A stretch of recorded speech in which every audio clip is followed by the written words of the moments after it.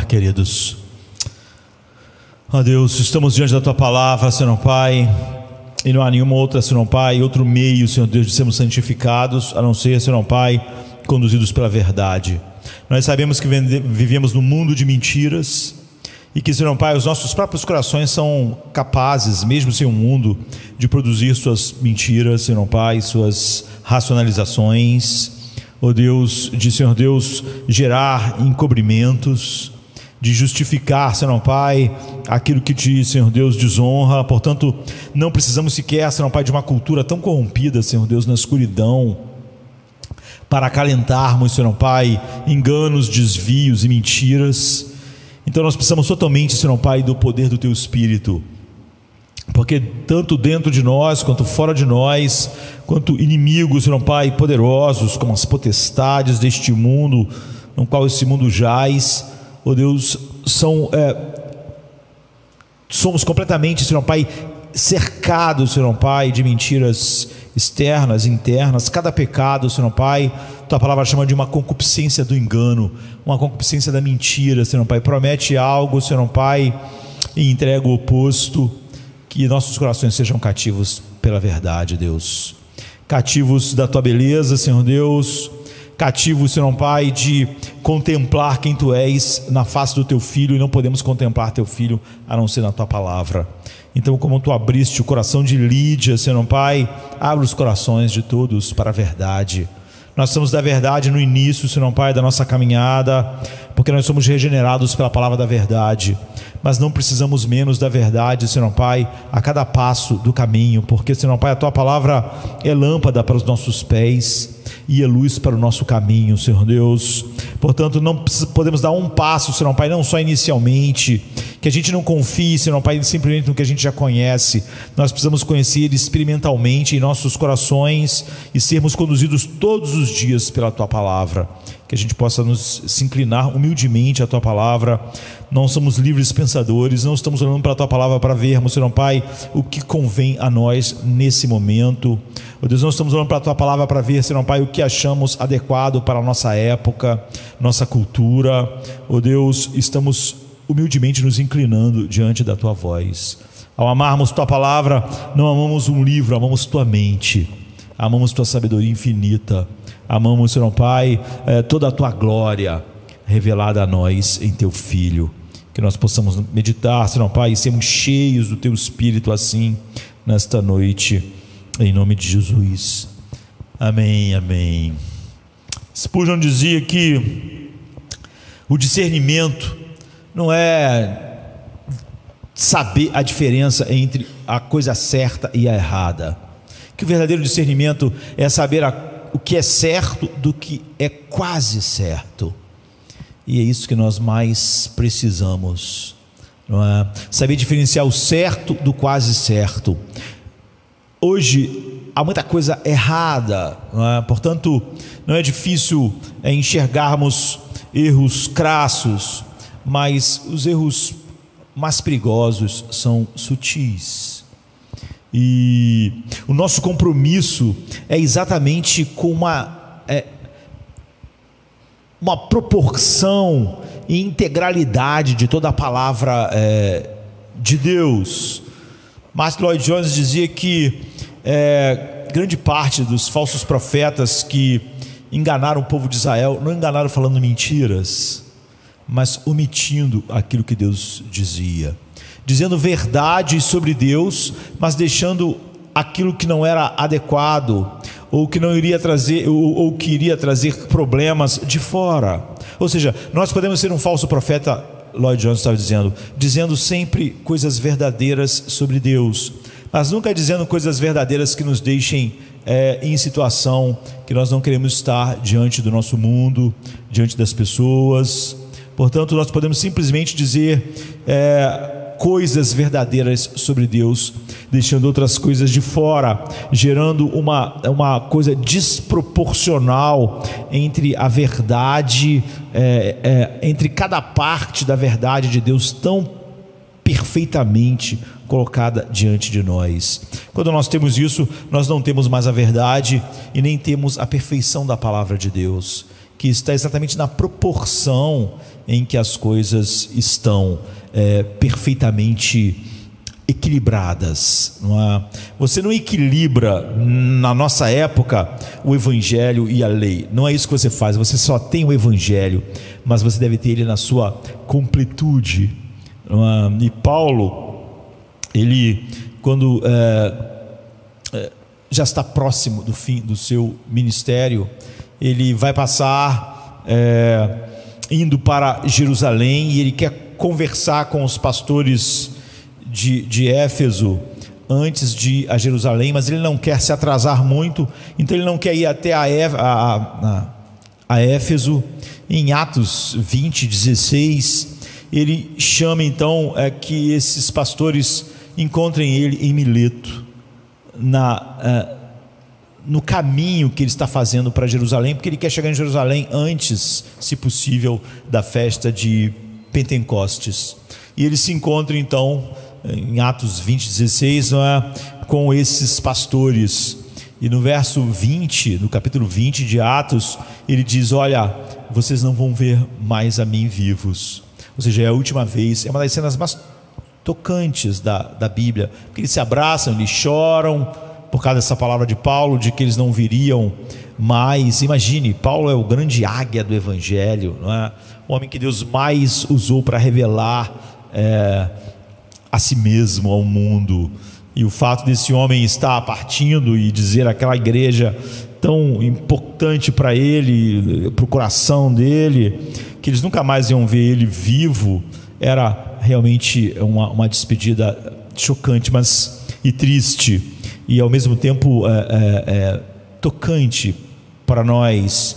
Mas uma coisa que fica registrada para nós no verso 20 é que ele diz: o sangue de vocês não está sobre a minha cabeça, porque eu ensinei a vocês toda a verdade de Deus. Exatamente é o oposto daquilo que Lloyd Jones disse, que você pode...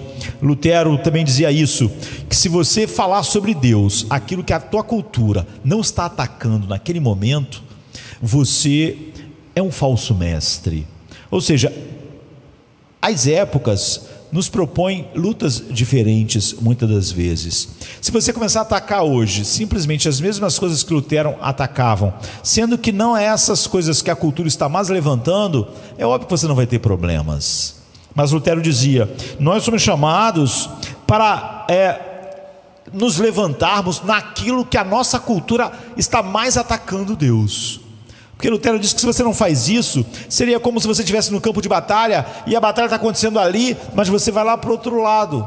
Você está na guerra, não é? Você está no campo de batalha, mas você está se distanciando da onde o inimigo está atacando. Ou seja, em cada época o inimigo está atacando determinadas coisas de maneira mais direta, e é ali que você tem que estar. É óbvio que você pode ficar lá do outro lado oposto da onde a guerra está acontecendo e dizer: eu estou no campo de batalha, mas você está onde você não vai ter nenhum problema, onde não está correndo riscos.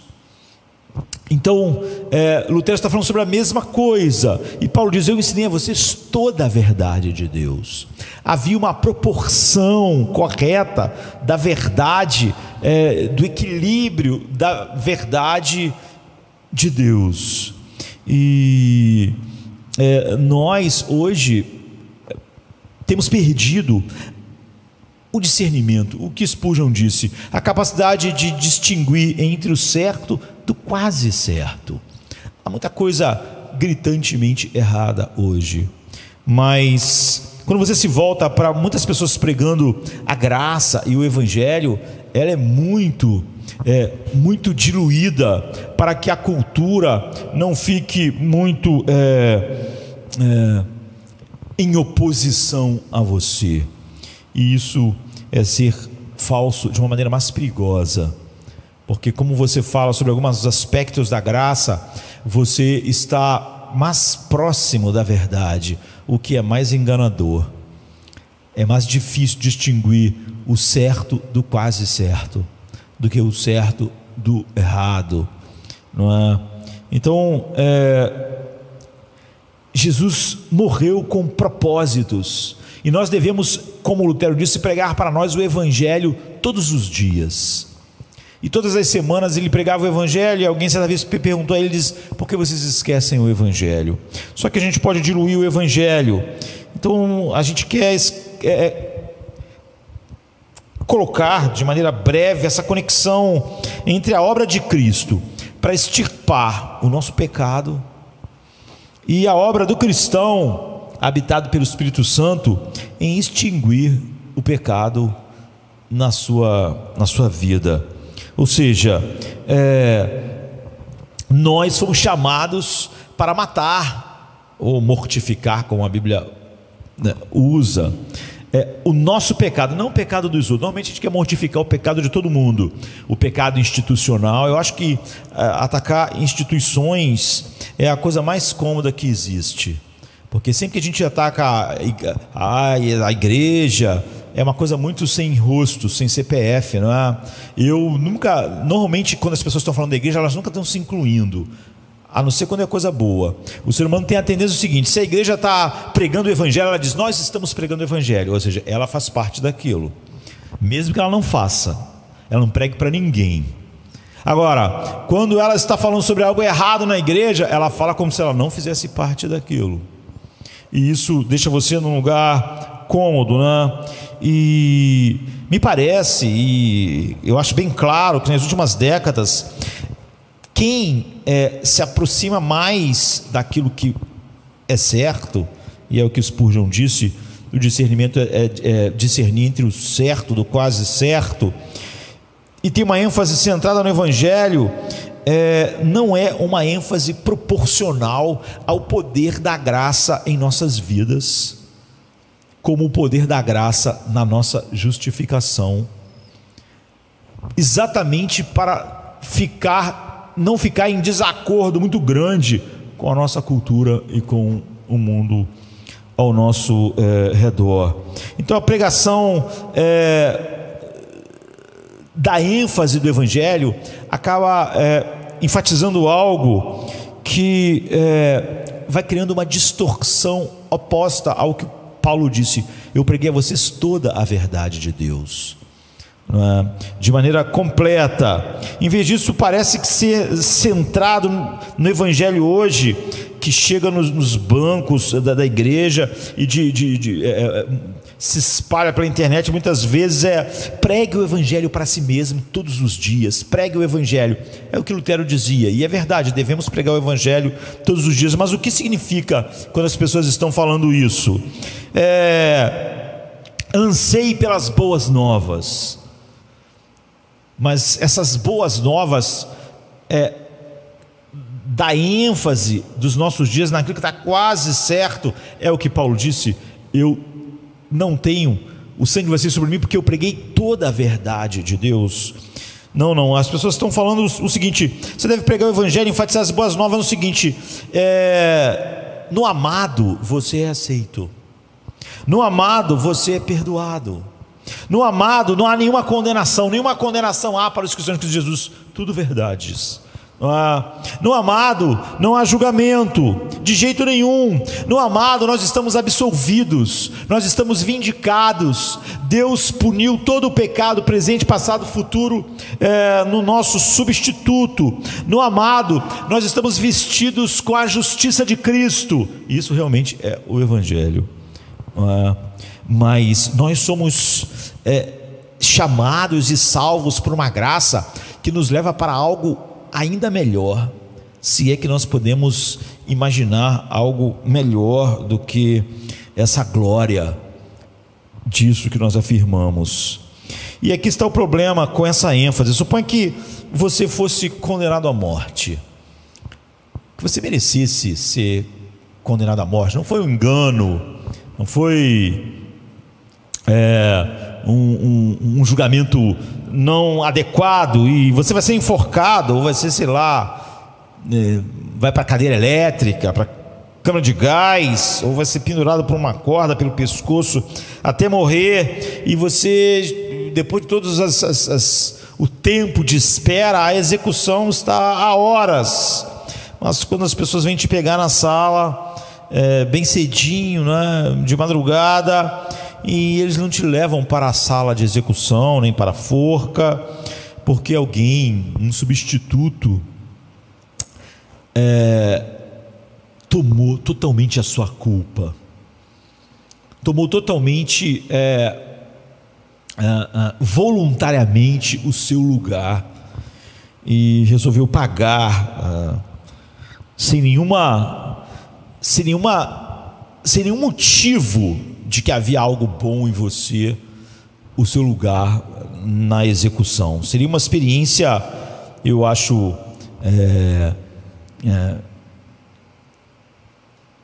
traumática, no sentido de que realmente alguém, mesmo que fosse um homem imperfeito deste mundo, somente tomou o meu lugar e vai pagar pelos meus crimes. Saber que outra pessoa morreu em seu lugar é chocante, mesmo quando a outra pessoa é um pecador, porque estamos falando de alguém que está morrendo realmente no meu lugar, quando eu sou o culpado e eu mereço morrer. Mas se nós pudéssemos e soubéssemos que essa pessoa é perfeita e que nunca cometeu um pecado sequer, nem um pensamento, quando eu, como Lutero disse, o meu nome é pecado, o meu sobrenome é pecado, e se eu soubesse que mais do que simplesmente um homem, essa pessoa é na verdade o Criador e o Rei do universo, além de criá-lo, e o Rei da glória, então mais ainda, né? Mas seu coração transbordaria de alegria por estar livre dessa condenação, e você ficaria cheio de lágrimas, de gratidão pelo substituto. Isso seria uma experiência de alegria absolutamente avassaladora e abrangente. Você ser tirado de uma cela achando que está indo para ser morto, numa punição ainda pior do que simplesmente a morte que acabaria com tudo, mas uma morte que duraria, não é? Para sempre. Isso seria uma experiência de alegria absolutamente avassaladora. Talvez um ano depois a experiência ainda fosse vívida, naquela hora da execução em que você recebeu aquela notícia inacreditável de que você mesmo não ia pagar pela sua própria culpa, e talvez mais do que um ano depois, 5 anos depois, você ainda acordasse todas as manhãs nesse mundo e fosse para a cama às noites pregando para si mesmo. Como é pregar o evangelho para si mesmo, não é? E você está dizendo: eu não estou condenado hoje, eu estou indo dormir hoje, mas eu não estou condenado, ou estou acordando, eu não vou ser enforcado, não vou ser colocado na cadeira elétrica, eu tenho alívio, não há nenhuma condenação, não há nenhuma culpa sobre mim, nenhuma execução, sem forca, nunca mais, sem punição, eu sou perdoado, eu fui aceito de volta, como se nada tivesse sido feito por mim. E 10 anos depois você ainda vai estar pregando a mesma mensagem para si mesmo, e 30 anos depois, e 50 anos depois, eu não vou ser enforcado, eu não vou ser condenado, eu não vou ser levado para a justiça que eu merecia. Você vê o problema de você olhar para alguém assim? Você vê o problema de Spurgeon dizer que o problema do discernimento é o certo do quase certo? Existem vastos alcances do coração humano que não estão sendo atingidos por isso. Quando as pessoas entendem que pregar o evangelho para si mesmos é simplesmente ficar sempre nenhuma condenação, eu estou justificado, a justiça de Cristo está sobre mim, isso é verdade, mas não é toda a verdade, como Paulo disse. E quando Lloyd Jones diz que falsos profetas se tornaram falsos, muitas vezes sem falar nada falso, só enfatizando algo e deixando outras coisas de fora, você não tem mais a perfeição quando você não tem a proporção. Eu costumo dizer para as pessoas que quando Deus, nós precisamos ter um conhecimento da palavra de Deus, uma relação com Deus que seja proporcional à revelação de quem Deus é. Quando um médico diz para um pai ou para a mãe, quando um bebê nasce, diz ele é perfeito, é óbvio que ninguém imagina que aquela pessoa ali, o filho é o verdadeiro Apolo, né? O Deus da beleza. Não é isso que o médico quis dizer quando ele diz para você que o seu filho é perfeito. O que ele quer dizer é que está tudo dentro das proporções e funcionamento adequado do corpo humano. Ele sequer quer dizer que o neném é realmente bonito ou não. Quando ele diz isso, ele quer dizer que está tudo proporcionalmente adequado, que é uma proporção perfeita da espécie humana ali. Se o nenenzinho tivesse uma perna comprida e uma curtinha, ele não ia dizer que está perfeito, porque não há uma proporção, uma perna é maior que a outra, não é perfeito. Se a criança tivesse uma orelha imensa e uma orelha pequenininha, então não é perfeito, não é? Porque era necessário, não importa se a orelha é bonita ou feia, que elas tenham uma proporção, que os olhos estejam alinhados, não é? Que haja uma proporção no rosto, que o tamanho da cabeça esteja proporcional ao corpo. Quando ele diz que está perfeito, ele não está dizendo que aquele ser humano como eu falei, o Apolo da beleza. Ele só está dizendo que está tudo dentro das proporções corretas, como o ser humano tem que ser, como o corpo humano tem que ser, e os órgãos estão funcionando adequadamente, está tudo perfeito, não é? E então você vê o problema. Existem vastos alcances do coração, profundidades, alturas, larguras, como Paulo diz, que nunca podem ser preenchidos, nunca podem ser satisfeitos com simplesmente esse evangelho que fica parado num único ponto, mesmo que esse ponto seja o mais maravilhoso dos pontos, que é a justificação. Não é que é nenhuma condenação há, que eu sou perfeito em Cristo. Devemos ter mais do que uma mensagem de justificação, devemos ter mais do que nenhuma condenação há para os que estão em Cristo Jesus. De jeito nenhum estamos debaixo da culpa novamente, não há mais culpa sobre nós, mas nós devemos ter mais do que isso. Então a justificação pela fé é um meio para algo maior do que ela mesma. Por mais maravilhoso, eu disse que é difícil imaginarmos algo melhor do que a justificação, né? Do que o homem que quer ser morto e diz: olha, outro tomou a sua culpa, nunca mais a culpa sobre você, nenhuma condenação. Isso é maravilhoso. Isso é maravilhoso ao inimaginável para alguém tão culpado quanto nós. Mas ainda existe algo maior. O perdão dos pecados é um meio apenas, e a justificação é um meio, ela não é um fim. Jesus não morreu para eu não ir para o inferno, para eu não ser condenado. Ele morreu para algo maior, apesar de que é óbvio, para me alcançar esse algo maior, isso devia ser realidade. Então fugir do inferno, nenhuma condenação há para os que estão em Cristo Jesus, é maravilhoso, mas ele morreu para algo maior. A redenção da escravidão é um meio para algo maior. Eu não sou mais escravo, mas isso é para um propósito maior do que simplesmente isso. E última análise, finalmente, esse mais e maior é o próprio Deus. Algo maior. Que algo maior? Deus. No fim das contas, Jesus morreu para me levar a Deus, e não simplesmente para mim não ser condenado, mas para me ser levado a Deus santo e justo, eu devo ser justo. Não deve ter condenação sobre mim, não deve ter mais culpa. Portanto, você vê que isso é o caminho, não é o objetivo. A estrada nunca é o objetivo. O seu objetivo não é ficar andando na estrada, é chegar a um lugar, a um destino. Então 1 Pedro 3,18 coloca assim: Cristo morreu uma vez pelos pecados, o justo pelos injustos, para nos levar a Deus. É a mesma coisa dita de outra forma quando Jesus diz: eu sou o caminho, a verdade e a vida. Aí você pode pensar que ele vai dizer: eu sou o caminho para o céu, mas ele diz: ninguém vai ao Pai a não ser por mim. Eu sou o caminho para o Pai. Se você quer ir para o céu, mas não quer o Pai, eu não sou o caminho para você. Se você quer ir para o céu supostamente um céu que está na sua cabeça. Você quer ir para o céu, mas você não quer a face do meu Pai, eu não sou um caminho para você, eu sou o caminho para o Pai. Se você anseia pelo Pai, é para isso que eu morri. Você é a pessoa pela qual eu morri, porque por quem eu morri para levar para o meu Pai, para ter aquela alegria como ele orou naquela noite, né?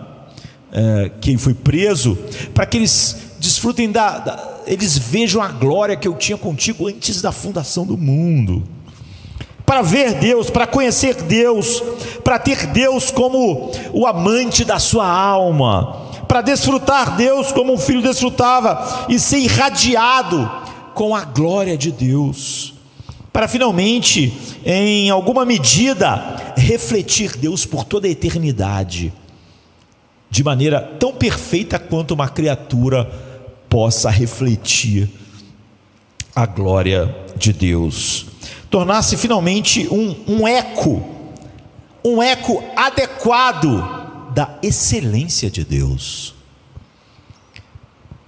Irmãos, isso é bilhões de vezes maior do que a justificação, do que o perdão simplesmente, do que eu ir dormir todo dia dizendo eu sou perdoado, eu não sou condenado. Isso está numa altura infinitamente mais alta. Assim como entrar no céu é 1 milhão de vezes maior do que sair do inferno, mas só porque Deus está lá. Porque se eu fosse livre do inferno para nunca estar com Deus, então isso não seria grande. Não há como comparar o prazer de sair da prisão simplesmente para não estar na cadeia. Se eu não posso voltar para a minha esposa, para os meus filhos, estar livre foi bom, porque havia algo bom que a prisão me tirava meus filhos, me tirava minha esposa, me tirava as coisas que eu realmente amo. Eu não amo a liberdade como a liberdade em si mesma. Muitas pessoas estão livres hoje no Brasil e elas são pessoas totalmente infelizes, deprimidas, talvez estejam pensando em se matar, se não estão se matando, e no entanto elas não estão numa cadeia. Portanto, ser livre da prisão não é a coisa final. É óbvio que se eu estou na prisão, eu estou sem a minha família, eu estou sem as pessoas que eu amo, mas quando eu sou livre, a coisa maior é que eu posso ter as coisas que eu amo, que a prisão impedia de eu ter, ou de desfrutar. Então não há como comparar o prazer de sair da prisão e ir para os braços da minha esposa, ir para os braços dos meus filhos, dos meus amigos, dos meus irmãos. Quando Paulo era livre da prisão, Pedro foi livre da prisão, foi até onde os irmãos estavam reunidos para orar. Ele não queria ser livre, ir para alguma praia da Grécia para simplesmente viver a sua vida agora sem confusão em alguma daquelas praias, mas naquela época paradisíacas, não poluídas, como um pescador com seu barquinho, sem arrumar mais problema na vida como ele já tinha arrumado. Ele queria sair da cadeia para aquilo que ele mais amava, a igreja, Cristo, etc. Mas entre a glória da justificação e do perdão que nos alcança, e a vida pelo sangue de Cristo, e a glorificação final, entre essas duas coisas há uma vida a ser vivida. Entre o momento em que eu fui justificado, né, regenerado, e a glorificação e a perfeição, existe esse hiato, não é? E até eu chegar naquele momento em que não haverá pecado em mim, nem no mundo onde eu vou estar, existe uma existência redimida neste mundo caído. Essa existência redimida no mundo caído, nós podemos chamar de uma maneira mais simples de vida cristã. Existe uma vida a ser vivida aqui, uma vida de fé, esperança e amor. Paulo diz, uma vida de verdade, uma vida de retidão, uma vida de pureza, uma vida de santidade, de coragem, uma vida de conformidade com algo que é contracultural, que é muito diferente, não dessa cultura simplesmente, mas de todas as culturas em todos os tempos. Então, é o abraço em tudo que Cristo é contra o egoísmo natural, contra o orgulho natural, contra a ganância, contra a luxúria e umas centenas de formas de mundanismo diferente que se desenvolve e envolve a vida do homem. Então hoje nós temos o que Spurgeon disse, o certo do quase certo, e é óbvio que é muito mais fácil discernir o certo do errado, não é? Mas há um tipo de pregação da graça que é doente, que se concentra em apenas um ponto, e não é o que Paulo disse para os anciãos de Éfeso em Mileto, toda a verdade de Deus. E há também, pode acontecer isso de uma maneira doentia, no sentido oposto, e acontece muito também, mesmo quando as pessoas dizem estar falando sobre a graça, que é uma pregação doentia que se concentra, por exemplo, na santidade da vida, mas que não é conectada ao Evangelho, de uma forma que falha em deixar clara a conexão efetiva entre a obra de Cristo, como aquele que cancelou o pecado, mas que também comprou para nós o Espírito, a habitação do Espírito, para que nós matássemos os pecados que foram cancelados judicialmente diante de Deus na nossa justificação. E essa pregação de santidade sem a clareza do Evangelho, ela é totalmente pecaminosa, não importa quais são as intenções de quem o faz, porque não esclarece a relação entre o pecado cancelador, o cancelador dos pecados, que é Cristo, com agora o fato de eu matar os pecados que eu não cancelo, e que não estou buscando a aceitação de Deus, ou méritos diante de Deus, méritos comparáveis às outras pessoas. Eu vejo só um cancelador de pecados em minha vida, e só ao cancelar, vejo que Ele comprou também a graça e o poder e a habitação do Espírito para eu lidar com esse pecado na minha vida, esse pecado que não me condena mais. E portanto a santidade nesse tipo de pregação, ela se torna-se um fardo para as pessoas. Elas estão sempre com medo que a lei impõe aos homens, que a lei nunca foi um meio de salvação. A lei não é que é difícil ser salvo pela lei, a lei não é um meio de salvação. A lei diz só uma coisa: a alma que pecar, essa morrerá. Você pecou, então a lei diz que você vai morrer. A lei não diz, a alma que pecar, essa morrerá, mas se ela pecou, eu vou fazer uma coisa aqui, vou dar uma oportunidade. A lei não diz isso. A lei não é um meio de salvação. Não há uma mistura entre a lei e o Evangelho na salvação. A lei não tem nenhuma provisão de salvação. A lei diz que a alma que pecar morre. Não há nada, não há nenhuma provisão para realmente lidar com o pecado. A lei lida com o pecado, mata, condena. Então Paulo diz que ninguém vai ser justificado diante de Deus pelas obras da lei, porque a lei não tem essa provisão, ela nunca volta para o Evangelho. E as pessoas então se desesperam ou se tornam hipócritas, realmente se convencendo de que estão fazendo coisas que deixam elas melhores diante de Deus, como se aquilo de alguma forma fosse cancelador do pecado em nós, quando na verdade o cancelador é Jesus. E nós, por aquilo que Ele faz também, pelos dons comprados pelo seu sangue, podemos, e só esses podem, lidar com o pecado em suas vidas, ou seja, mortificá-los, os pecados que Ele cancelou. E é uma maneira de pregar que é tão alérgica em oposição a isso. Sempre que nós lutamos contra um monstro, nós temos que ter cuidado, porque nós tendemos a acabar fazendo monstruosidades quando lutamos contra monstros, né? E há pessoas que então, com o temor desse evangelho que acaba trazendo a lei de volta, e isso é muito comum mesmo naqueles que dizem que estão comprometidos com a graça.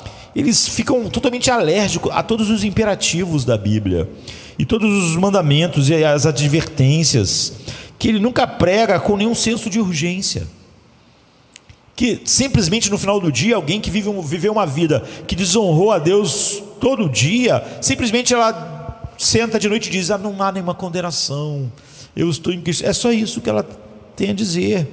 E pregadores as alimentam com isso, tirando todo o propósito final pelo qual eu fui justificado e o poder do Evangelho. Então, pessoas assim nunca vão compreender Jesus dizendo: arranque o olho, porque é melhor perder um dos seus membros do que todo o seu corpo ser lançado no inferno. Está em Mateus 5:29. Ou seguir a santidade, sem a qual ninguém verá o Senhor, Hebreus 12:14. Ou nunca esforce-se por entrar pela porta estreita, Lucas 13:24. Porque ele só tem uma graça que perdoa, que justifica, que cancela, que realmente diz: nenhuma condenação há. Mas ele não conhece uma graça que capacita, uma graça para perdoar pecados, mas não uma graça suficiente para você matar pecados, mortificar pecados, que a própria graça cancelou e capacita você agora a lidar com o inimigo vencido. A Bíblia diz que nossos pecados foram crucificados com Cristo. Você sabe que alguém crucificado não morria assim. Ninguém era crucificado e morria. Levava um tempo para morrer. Nossos pecados foram cancelados judicialmente. Nós temos a justiça de Cristo, e eles foram crucificados com Cristo. Então é óbvio que as pessoas crucificadas, você quando olha para a crucificação de Jesus, as pessoas crucificadas, elas ficavam, inicialmente os dois estavam ali debochando de Jesus, blasfemando contra Jesus, e as pessoas ficavam na cruz jogando praga nas pessoas lá. Elas não estavam, a boca delas continuava funcionando, continuava fazendo, despejando maldade. Então, mas elas iam morrer, ia levar horas, mas elas estavam condenadas. A Bíblia diz que nossos pecados em nossas vidas não foram só cancelados judicialmente, foram, né? Mas eles foram crucificados. Nós, no que nós chamamos de vida cristã, os pecados ainda estão presentes, mas eles estão morrendo, eles estão perdendo forças. Há um poder que os crucificou, não só cancelou judicialmente. Então o homem na cruz, ele podia inicialmente estar daquele jeito, mas ele estava sendo minado em seu poder pela cruz, até que a cruz iria matá-lo completamente. Então a graça para perdoar pecados, mas não graça para matar pecados, não graça que dá alegria, não graça que leva a paz. Você vê que hoje mesmo no mundo reformado, o que mais há é uma graça que não dá alegria, que não dá paz, que não dá nada. É uma graça que só dá, você não vai para o inferno. É uma graça destituída de poder, e a graça é um poder. O pecado não é só uma coisa que a gente faz, o pecado é um poder. Você vê que ele leva o homem a fazer todo tipo de coisas. Ele bota o homem em movimento, ele movimenta a vontade do homem, o desejo do homem, e o homem busca aquilo que o pecado dentro dele, as concupiscências do engano fomentam. A graça também é um poder assim. Então o Salmo 43:4 diz: então irei ao altar de Deus. Você vê que aqui um homem está falando, Davi está falando, não simplesmente: olha, eu não sou condenado. Alguma coisa muito maior do que simplesmente não ser condenado aconteceu aqui. Ele diz assim: então irei ao altar de Deus, o Deus que é a minha grande alegria, ao som da harpa eu te louvarei, ó Deus, Deus meu. Então o nosso propósito cada vez que pregamos, não cometer nenhum desses dois erros. A nossa oração contínua é poder dizer o que Paulo disse no final da sua vida: eu preguei todo o Evangelho, eu preguei toda a verdade a vocês. Eu não enfatizei algo até que eu afastei vocês da verdade. Eu não enfatizei um aspecto da verdade até que eu destituí a verdade do seu poder e transformei a graça de Deus simplesmente num perdão sem poder. Mas o objetivo que a gente tem ao pregar é mostrar essa conexão efetiva, assim, até mesmo pela graça, para estabelecer essa conexão efetiva entre a obra de Cristo, que carrega o nosso pecado, acaba com a maldição, nos livra da condenação e por isso nos dá o seu Espírito como um dom, nos capacita a ter a vida cristã, não é?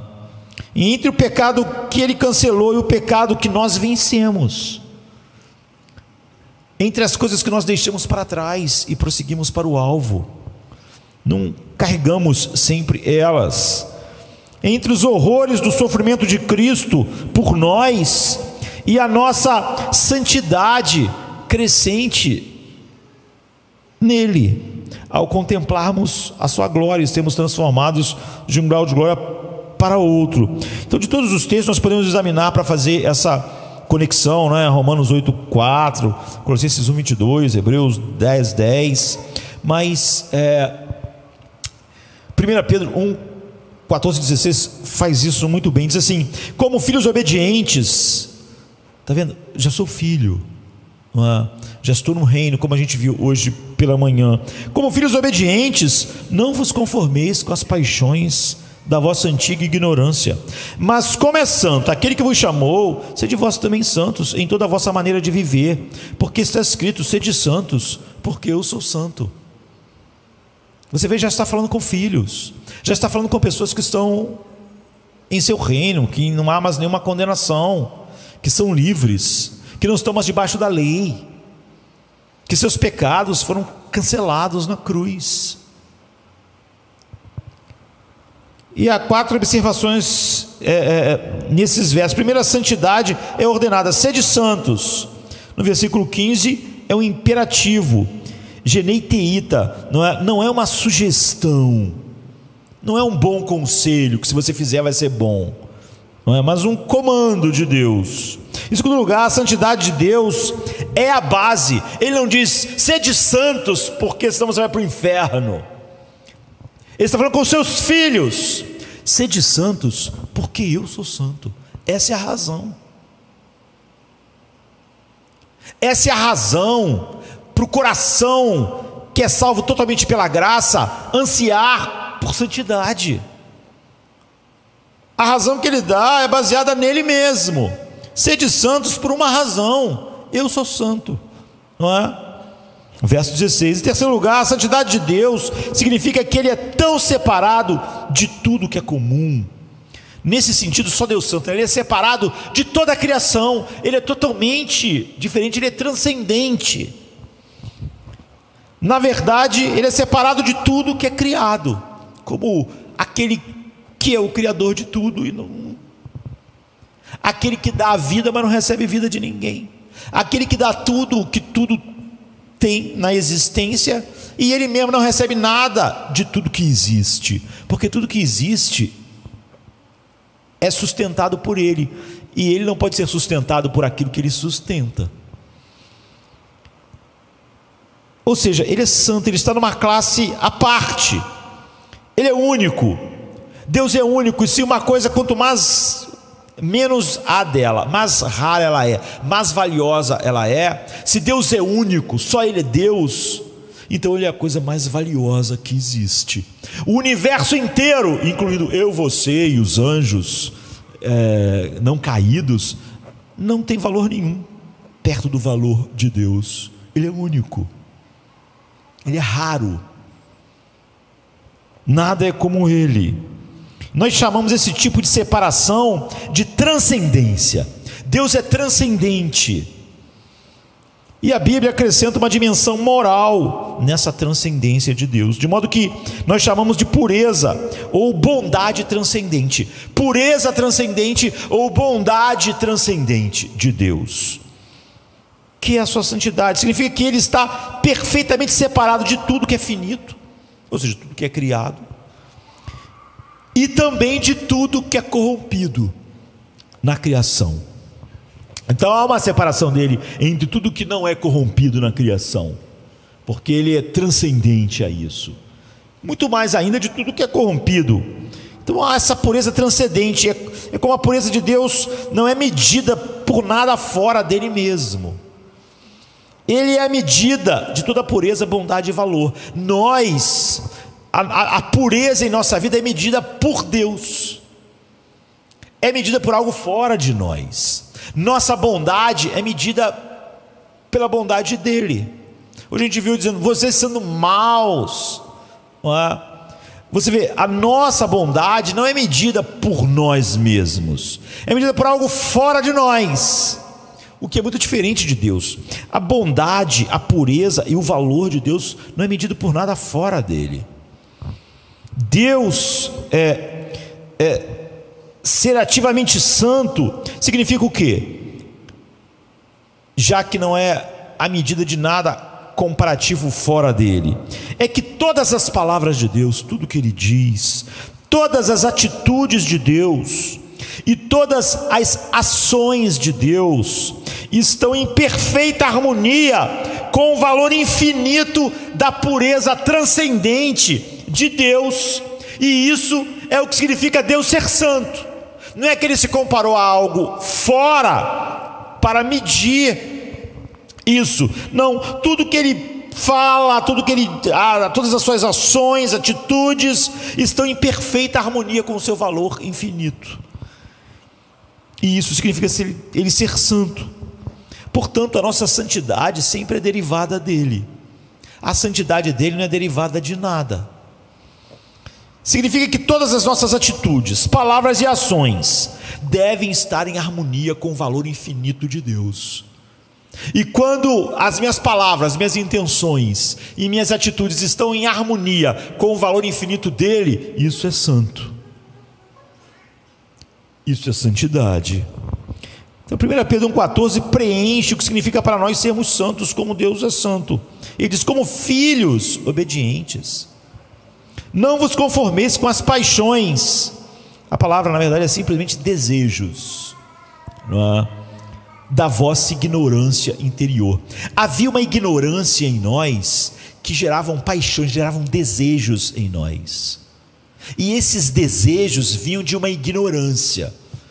Aqui ainda não disse ignorância do quê? Como filhos obedientes, não vos conformeis com as paixões, com os desejos da vossa ignorância interior, desejos profanos que fluíam da ignorância. Que ignorância? A ignorância do valor infinito de Deus. O que ele diz é que antes de nós sermos regenerados, havia em nós uma ignorância de que há o valor infinito em Deus.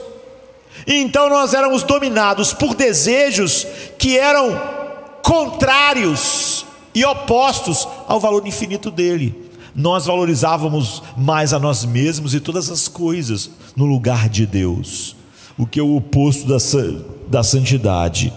Então essa era a ignorância de quem ele é e do valor infinito que ele tem. Desejos profundos que fluem da ignorância de Deus, do valor de Deus, da grandeza de Deus, da beleza de Deus, totalmente satisfatória. Como Davi está dizendo, então eu irei ao altar de Deus, que é a minha grande alegria. É a ignorância disso, de que Deus é a única coisa que pode ser a grande alegria, o grande gozo, a grande alegria indizível do coração humano. Assim, a santidade humana é a transformação do nosso conhecimento, que substitui a nossa ignorância. Conhecimento de quê? Do valor infinito dele. Eu tinha desejos que fluíam da minha ignorância sobre o valor infinito dele, e agora isso é substituído por um conhecimento dele. E isso é a santidade. É por isso que quando eu contemplo ele na face de Cristo, eu vou sendo transformado de um grau de glória para outro. Por quê? Aquela ignorância e os desejos que fluíam daquela ignorância do valor infinito dele estão sendo substituídos à medida que eu contemplo cada vez mais a beleza e o valor infinito dele na face de Cristo, que vai gerando algo oposto àqueles desejos da ignorância. e a transformação dos nossos desejos para que eles se conformem ao verdadeiro valor de Deus. E quanto mais meus desejos se conformam ao valor de Deus, eu estou sendo santificado. Você vê que isso não tem nada, não tem nenhuma relação com a lei e eu ser salvo. É algo totalmente de pessoas regeneradas, justificadas, filhos de Deus. Então a santidade humana é conhecer a verdadeira grandeza, beleza e valor de Deus. Mas não é só isso. Se você conhecer isso, isso pode ser, se se parar aí, pode ser algo horrível, não é? Mas a santidade é conhecer a verdadeira grandeza, beleza e valor de Deus e ter desejos que estejam de acordo com esse conhecimento do valor dele. Desejos, anseios, atitudes, palavras, ações que seguem ao conhecimento do valor infinito de Deus. Porque todos os desejos anteriores vinham da ignorância disso. E isso é o resgate que foi comprado com o sangue de Cristo. E é por isso que você não pode dizer que foi realmente justificado se isso não acontece. Porque como você vê, a justificação não era o objetivo final do que Cristo estava fazendo. Agora vem a conexão entre a santidade do cristão e os horrores do sofrimento de Cristo. Porque os horrores do seu sofrimento era para exatamente nos levar a esse lugar. E ele dizia: se invocais por pai aquele, se vocês são filhos, que sem acepção de pessoas julga segundo a obra de cada um, andai em temor durante o tempo da vossa peregrinação, sabendo que não foi com coisas corruptíveis, como prata e ouro, que vocês foram resgatados daquela maneira fútil de viver que fluía da ignorância. Vocês foram libertos daquela maneira fútil de viver, que era a maneira de viver que não via o valor infinito de Deus. Você vê, não foi só perdão, você vê, vocês foram resgatados daquela maneira fútil, da ignorância do valor infinito de Deus que gerava desejos.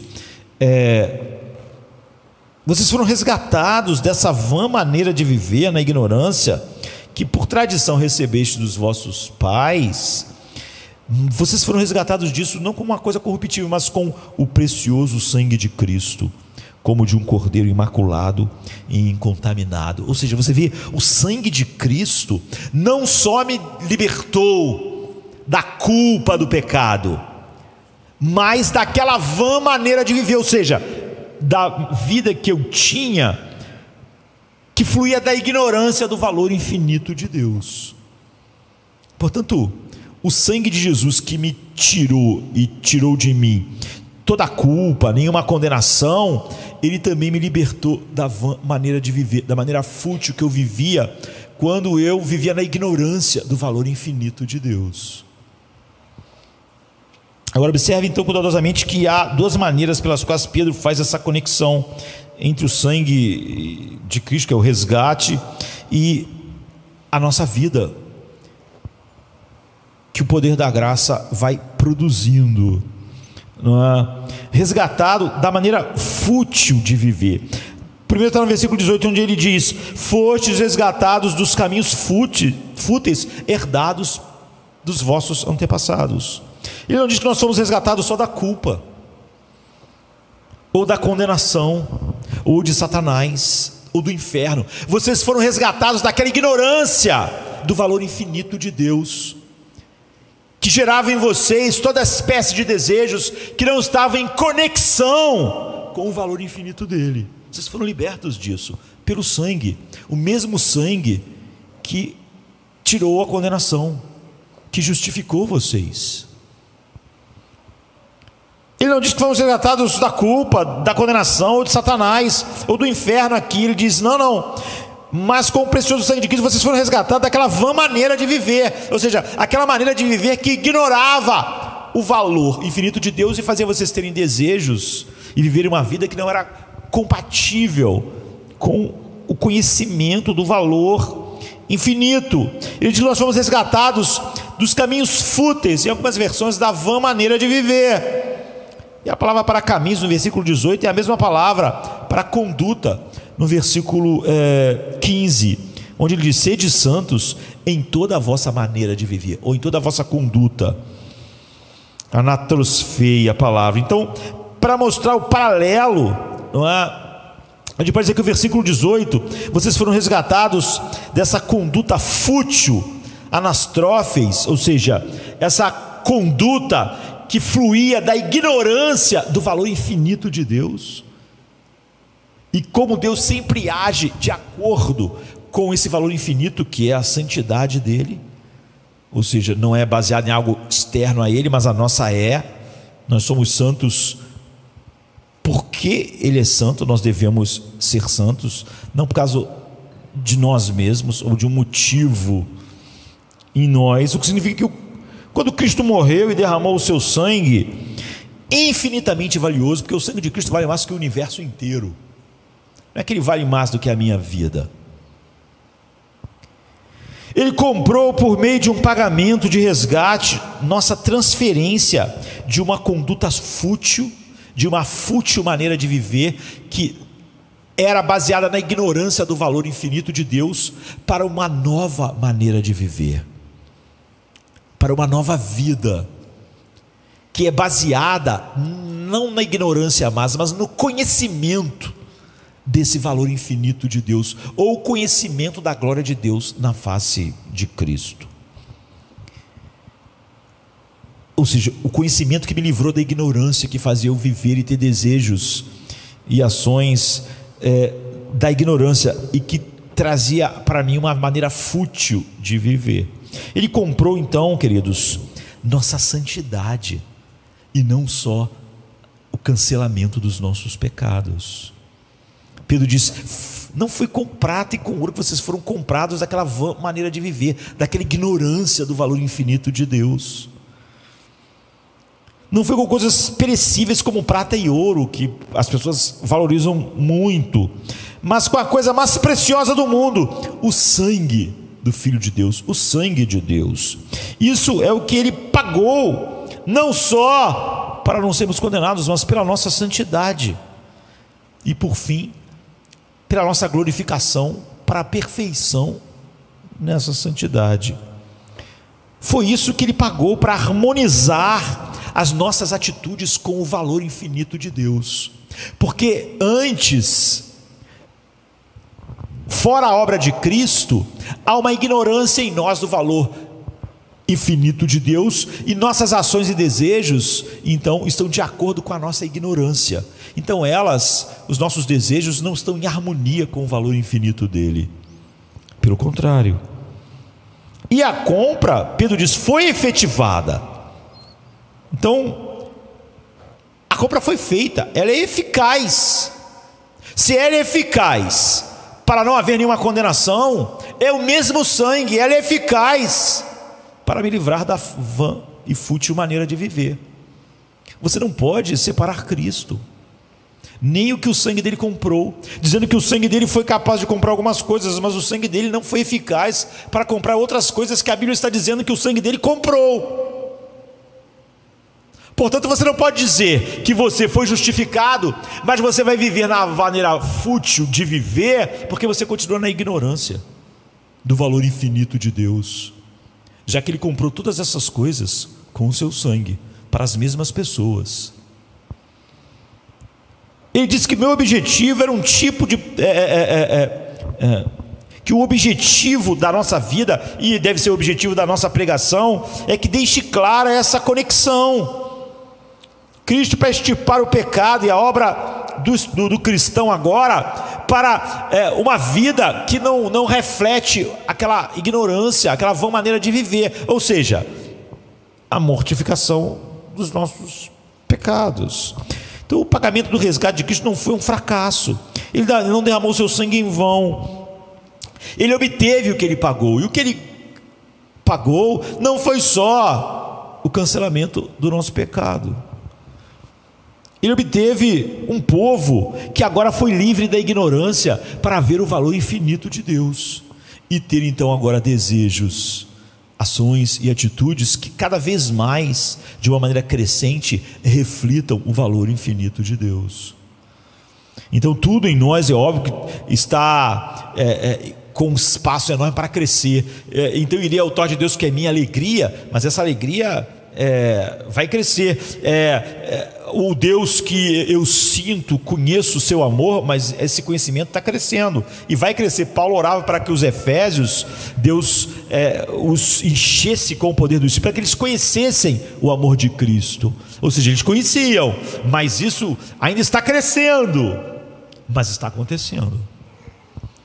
Então a santa conduta do povo de Deus é certa. Por quê? Não é porque eles estão tentando ser salvos, sempre tentando, voltando para a lei. Como eu disse, a lei não tem provisão de salvação.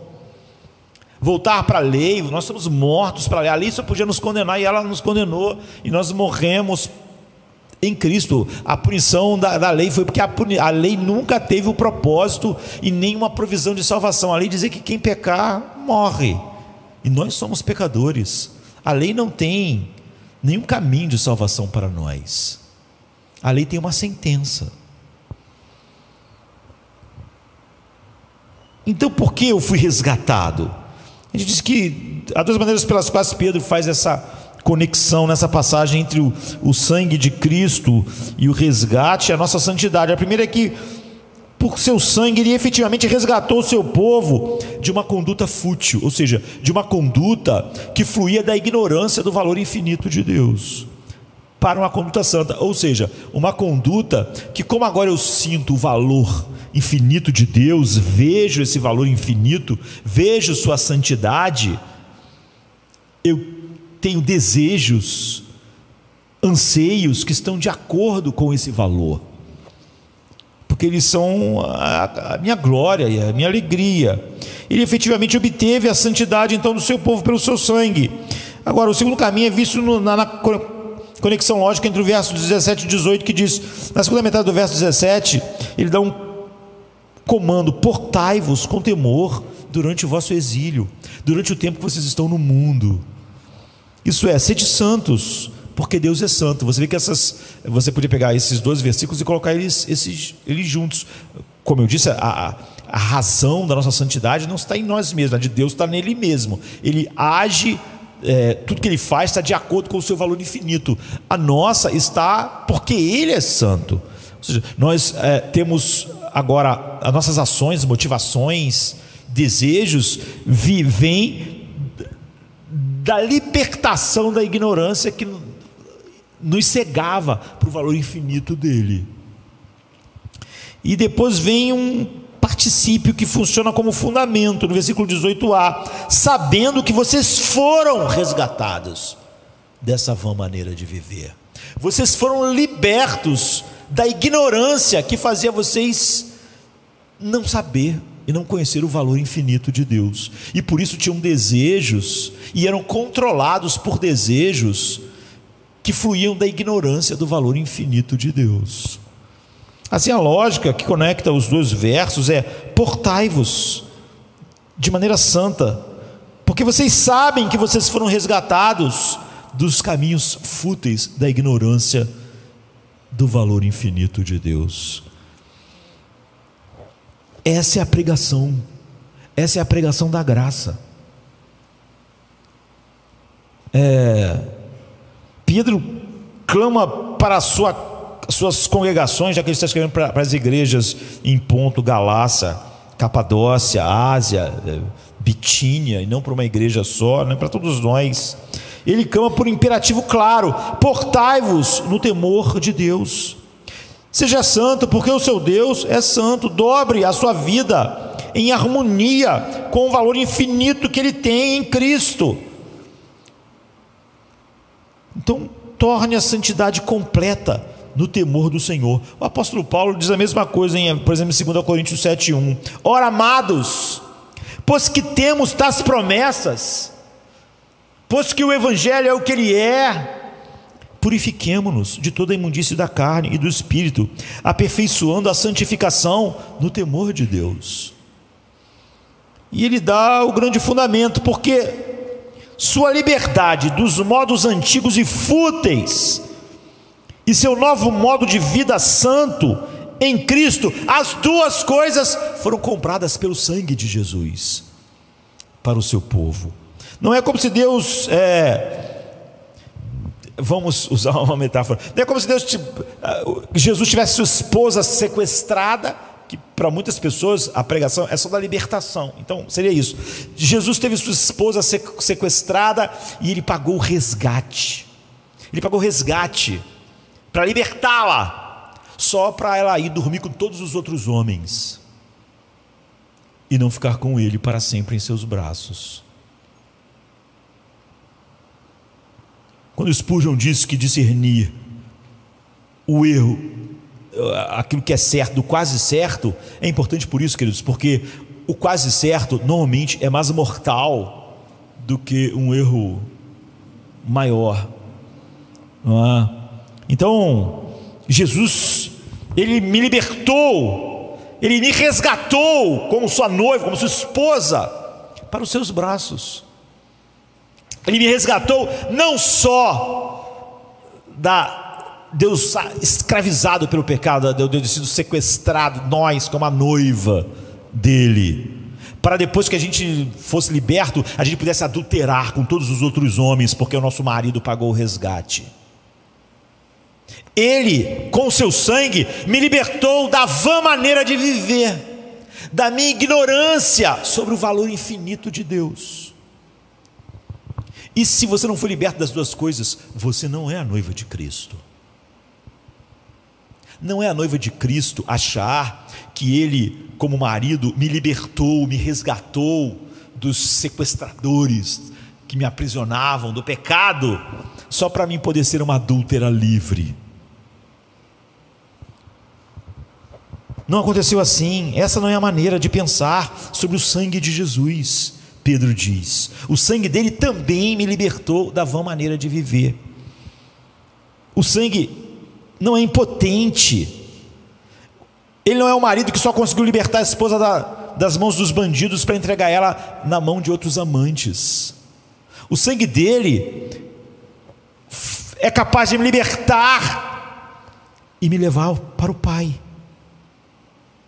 É assim que ele é o caminho, para me levar para enxergar o valor infinito de Deus, e novas paixões e desejos fluírem desse conhecimento que matou aquela ignorância sobre o valor infinito de Deus, e fazer eu começar a ter ações que são compatíveis com o valor infinito de Deus. Como Deus, tudo que Ele faz, age e pensa, está de acordo com o seu valor infinito, Ele é santo, por causa de algo nele mesmo, nada fora, você vê.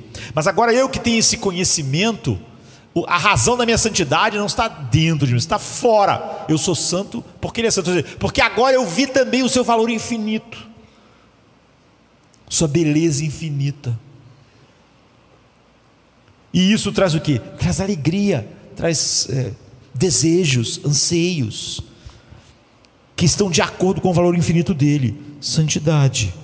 Então o resgate comprou um novo modo de vida para mim, e não só a minha libertação de quem me aprisionava como noiva ou esposa de Cristo, para eu poder adulterar com outros homens. Me libertou da maneira fútil de viver. E quem foi liberto pelo sangue vai andar no caminho para o qual Ele comprou, porque Ele libertou essa pessoa da condenação e daquela ignorância, daquela vã maneira de viver que estava em desacordo com o valor infinito do seu Pai, a razão pela qual nós estávamos condenados. E se não fizerem isso, você não tem nenhuma garantia de que você foi justificado. Por isso ficar dizendo: eu sou justificado, eu não tenho nada, eu não tenho, Deus não traz nenhuma alegria, Deus não traz nada para mim, eu não tenho nada, eu sou uma coisa seca. Não há alegria, não é nada. Eu não sou diferente do mundo em nada. Eu só não sou mais culpado. Isso é se enganar. Pregar isso para nós não é pregar o Evangelho para nós. Você se lembra como Paulo disse em Efésios 2:20: porque somos feitura sua, criados para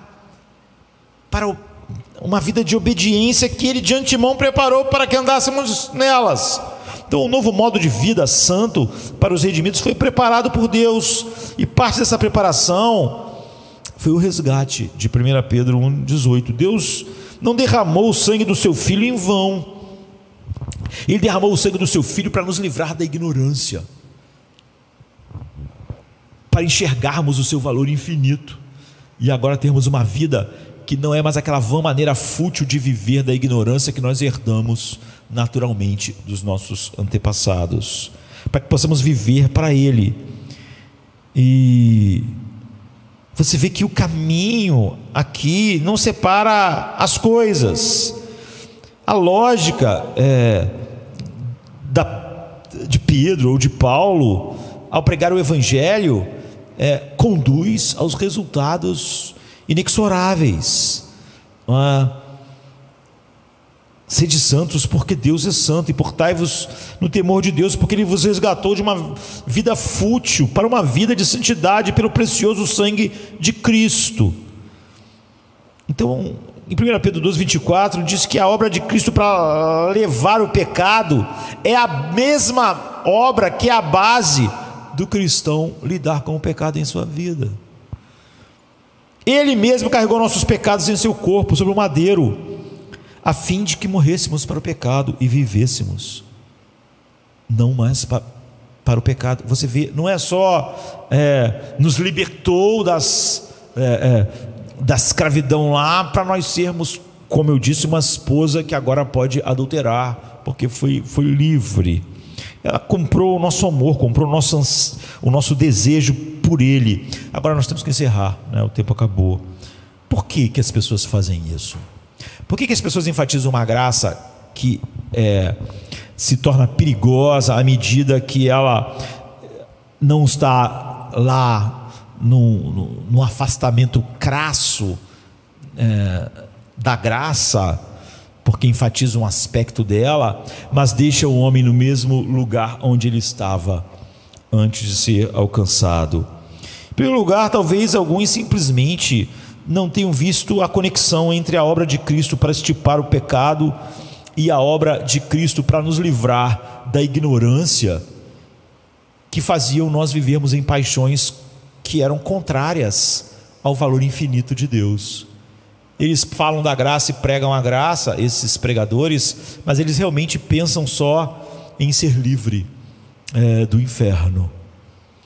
E tudo que ele quer que você faça é chegar no final do dia e dizer: olha, eu fui igual o homem que ia ser enforcado e não foi. 20, 10 anos depois eu não vou ser enforcado, eu sou livre, eu não sou condenado, não há nenhuma condenação. É verdade, mas ficou parado. Você vê, não levou aquela pessoa para lugar nenhum. É apenas talvez um ponto cego que faz a pessoa não ter um pensamento bíblico, mas faz ela ficar num lugar extremamente perigoso da engano e da mentira, porque o quase certo, além de não ser certo, é muito mais destruidor do que o errado. A escuridão e a luz é mais fácil ser identificado. Em segundo lugar, talvez alguns relutem em pressionar a consciência das pessoas ou do seu povo quando pregam a exigência bíblica, mostrando como conhecer o valor infinito de Deus vai mudando aquilo que eu desejava e que guiava a minha vida, porque aquelas eram as paixões da ignorância do valor infinito dele, porque temem uma repreensão de Jesus, por exemplo, que diz assim: ai de vocês, escribas, porque vocês carregam as pessoas com fardos difíceis de carregar, e vocês mesmos não tocam nos fardos com nenhum dos seus dedos. Lucas 11:46. E esses pregadores tentam abordar um perigo real e bíblico de uma maneira antibíblica. Você não pode nunca, quase sempre, quando a grande heresia do pelagianismo, que vai se transformando no semi-pelagianismo, e hoje está em grande parte da igreja dos nossos dias, começa com o homem pensando em santidade. Não importa. Quando ele tenta combater uma vida não santa com aquilo que não é o evangelho, ele cria uma grande heresia. E pastores que tentam, com medo de fazer isso aqui, né, de criar fardos da lei, mas que aí deturpam o evangelho, estão fazendo um belo serviço para o diabo. E você não busca um perigo de ser antibíblico com outra coisa antibíblica. O ponto dessa mensagem é que a luta cristã pela santidade está ligada ao perdão de pecados de uma maneira gloriosamente única do evangelho. Portanto, é impossível acontecer o que Jesus está dizendo aqui que os fariseus estavam fazendo, porque isso não é encontrado, isso que Pedro está ensinando e Paulo não é encontrado nem na lei, mas em nenhuma religião. Ou seja, que o único pecado que pode ser combatido com sucesso é o pecado que alguém já pagou a culpa dele, que não há mais nenhuma condenação sobre mim, que eu estou fazendo isso como um filho que foi liberto da ignorância, que não via o valor infinito de Deus. E não apenas isso, mas também porque o perdão foi assegurado infalivelmente pelo sangue de Cristo. Então, se o sangue de Cristo foi suficiente para cancelar o pecado, ele é suficiente para a vitória, para conceder a vitória de cada vez mais eu ver o valor infinito de Deus e agir de uma maneira que esteja de acordo com esse valor infinito. E isso é a santidade bíblica. Então conheça essa dinâmica penetrante da santidade no Novo Testamento, e você não terá que temer a repreensão de Jesus, de criar julgos, ou qualquer coisa que não esteja na palavra de Deus. Ou seja, tudo que estamos falando sobre santidade é o agir, o sentir e o desejar de coisas por causa do valor infinito de Deus, que agora eu vejo que antes eu era ignorante. É exatamente o oposto de tudo o que é misturar a lei com o evangelho. Terceiro, alguns pregadores evitam pregar sobre essa urgência e necessidade de santidade, de alegria em Deus, de deleite em Deus, de gozos em Deus, porque nós nos sentimos bem com os nossos pecados se todo mundo falar a mesma coisa. Por exemplo, hoje em dia todo mundo incentiva e justifica a tristeza e falta de alegria em Deus em todo mundo. Por quê? Porque a pessoa não tem alegria. A única maneira dela se sentir bem é se todo mundo falar: também não me sinto, também não tenho alegria em Deus. Graças a Deus, eu não tenho alegria em Deus, vocês não têm alegria em Deus, então está tudo bem, porque ninguém tem alegria em Deus. Portanto, na maioria das vezes, quando não se enfatiza algo que a Bíblia enfatiza, é porque, como eu não vejo aquilo em mim, eu quero que, tomara que ninguém sinta isso também, porque essa é uma maneira de eu pensar. Se ninguém sente, então de alguma maneira a Bíblia deve estar errada, e todos nós estamos bem em nos sentir paz, alegria e gozo em Deus, e sermos infelizes e sem nenhuma paz como o mundo à nossa volta. Ou eu não posso falar que a graça pode me libertar e libertar as pessoas da pornografia, porque eu não fui liberado da pornografia. Então, como eu mesmo não fui liberado da pornografia, para me sentir bem com a não liberdade da pornografia, eu tenho que fazer crer que todo mundo só tem que sentar de noite e dizer: obrigado por não haver nenhuma condenação. Eu não consigo nunca lidar com a pornografia, mas eu estou livre, não há nenhuma condenação, porque assim eu me sinto melhor. Quase sempre você vê pastores que adulteraram, que abandonaram suas, começam a pregar de uma maneira que começa a atrair pessoas que fizeram a mesma coisa, porque todo mundo quer se sentir bem. E aquele pastor não vai poder mais enfatizar as coisas, e ele vai atrair pessoas, ele também nunca vai falar nada contra algo que ele mesmo fez, e que de alguma maneira ele acalenta. Se você é desonesto em seus negócios, é melhor você acreditar que todos os cristãos são um pouco desonestos, e que o sangue de Jesus não pode lidar com isso. Nós somos salvos e nós somos um pouco desonestos nos negócios. Então todo mundo se consola no fato de que o outro também é igual a ele, em vez de pensar: será que todos nós não estamos perdidos? Será que todos nós não enxergamos nenhum valor infinito em Deus? Será que não há realmente nenhuma diferença entre nosso coração antes e depois da suposta justificação em nossa vida que a gente diz? Será que eu escrevo livros exaltando a tristeza e a depressão simplesmente porque realmente eu não vejo nenhuma diferença? Não é que a Bíblia diz que o cristão não luta com tristezas e ansiedades, mas diz como lutar contra essas coisas.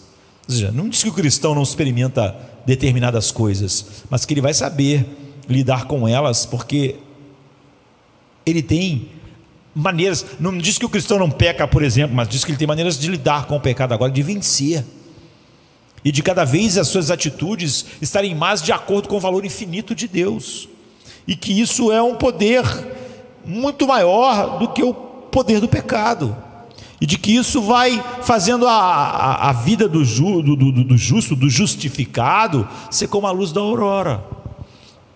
E é óbvio que eu não recomendo o evangelho para as pessoas, para os dramas da sua vida, porque como eu não estou encontrando no evangelho para mim como pregador isso, agora você vê, antes os pregadores começavam a dizer que as pessoas eram assim mesmo, que é muita tristeza, muita não sei o quê, muita falta de paz em Deus. Agora virou a moda dos próprios pregadores dizer: nós também não temos nenhuma paz, os pastores são muito sozinhos, são arrasados, não têm recursos.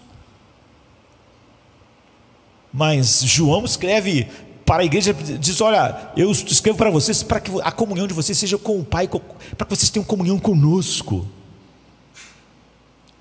e não para dizer: ó, estamos todo mundo sem poder, sob um evangelho sem nenhum poder. Então eles erguem pregações assim, a cruz como uma cobertura para os seus pecados, mas nunca fazem a conexão bíblica de Cristo foi crucificado para vencer, não só para me libertar da condenação da pornografia, é o que ele faz mesmo, mas também, à medida que me faz ver o valor infinito de Cristo, me libertar da pornografia, e não só da culpa dela.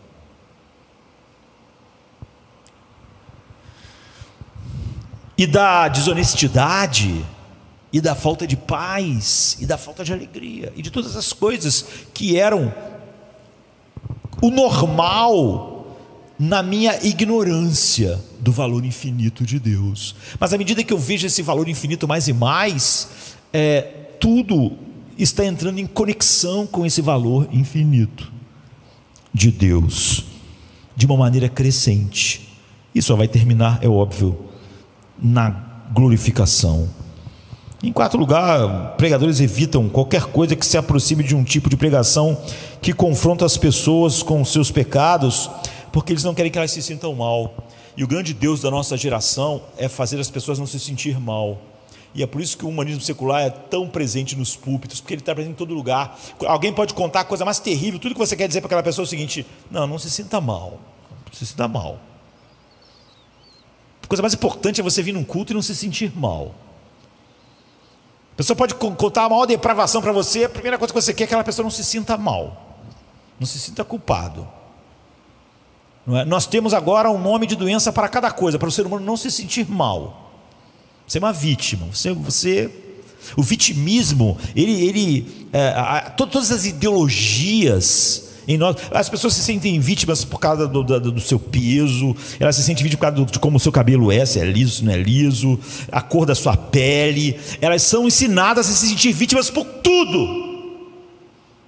Se elas ficam gordas, se elas ficam muito magras, e assim tem pena de si mesmo, e todo mundo alimenta a pena em todo mundo, e todo mundo usa palavras. Daqui a pouco as pessoas começam a dizer que você ser muito gordo é bom, você tem que se aceitar e se abraçar. Faz mal à saúde, mas se eu falar isso, a pessoa vai se sentir mal.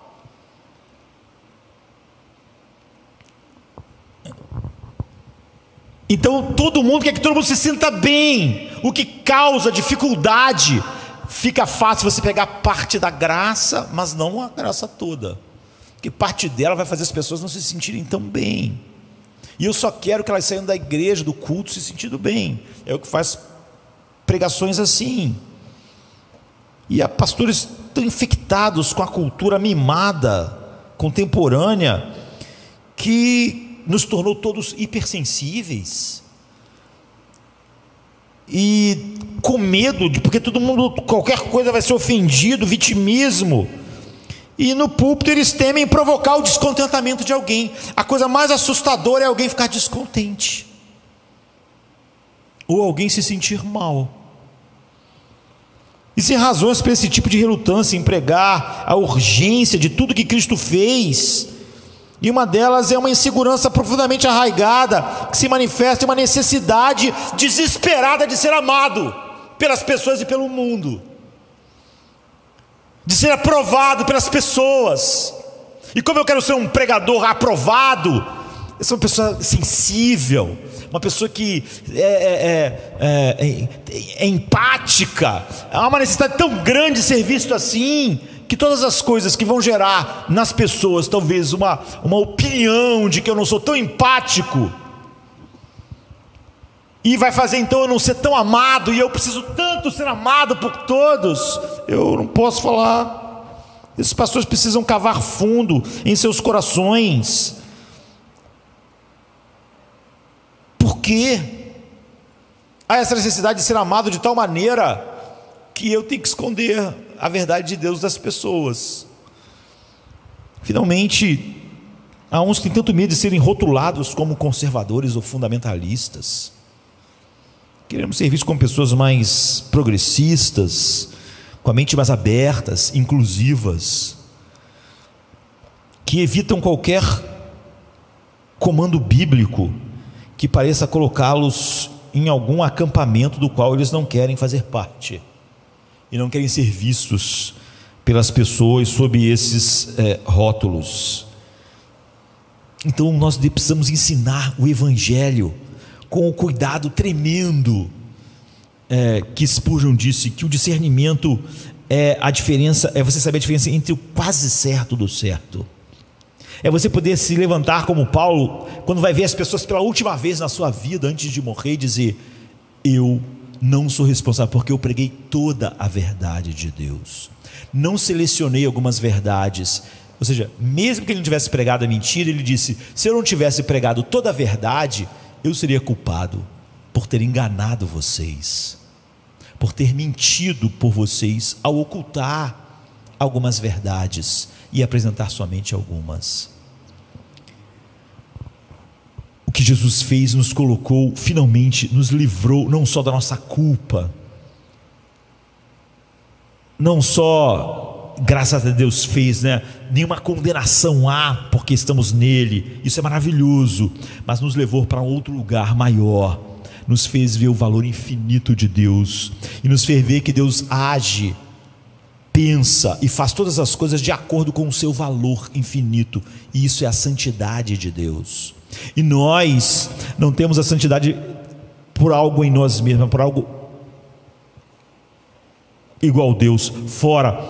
Sede santos porque Ele é santo. Ou seja, nós somos tirados da nossa vã maneira de viver para ver o valor infinito dEle, e por causa do valor infinito dEle, não nosso, nós temos desejos, anseios e ações compatíveis com o valor infinito de Deus. O nome disso é santidade, e isso Jesus comprou com seu sangue. Pedro diz: não com ouro e prata, comprou da vossa vã maneira de viver, que na vossa ignorância viviam de uma forma que era o resultado da ignorância do valor infinito de Deus. Portanto, Jesus não resgatou sua esposa com seu sangue para que depois de ser resgatada ela pudesse adulterar com todos os homens. Ele resgatou para Ele mesmo. E o Evangelho só é verdade quando a graça só foi pregada verdadeiramente, quando isso fica claro, o poder da graça de cancelar nosso pecado, mas nos livrar da nossa vã maneira de viver, que fluía da nossa ignorância do valor infinito de Deus, e cada vez mais agir de acordo com esse valor infinito. A Bíblia chama de santidade. Sede santos porque eu sou santo. Vamos ficar de pé.